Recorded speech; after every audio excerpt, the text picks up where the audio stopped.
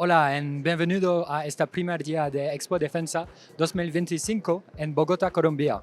Army Recognition Team is covering this 3-day event and will delivering key insights from one of the most important defense exhibitions in Latin America.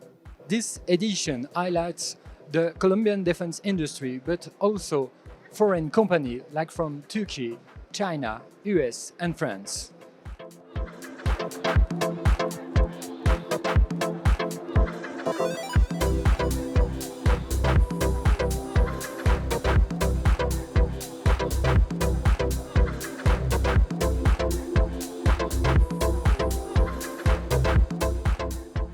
First day of ExpoDefensa 2025 opened with an inaugural ceremony attended by the event's organizer Codaltec, COGES and Coferias.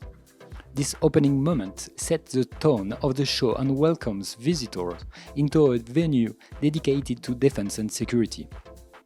Right after the ceremony, the Colombian forces take center stage with a dynamic demonstration. In front of the public, they conduct a simulated hostage rescue operation inside a bus. This new edition of ExpoDefensa offers an overview of the Colombian defense industry. The exhibition showcases vehicles, drones, and small-caliber weapons present by local companies, reflecting current developments and concrete response to operational needs. Outside, visitors can discover equipment directly used by the country's army forces and see up close the system display in service. Numerous international companies are also present on the show floor. Sweden Saab is exhibiting its Gripen fighter jet, which has been particularly successful in Latin America. China is presenting an armored troop transport vehicle, while Turkey is showcasing its drones and naval equipment. France, Slovakia and the US are also represented.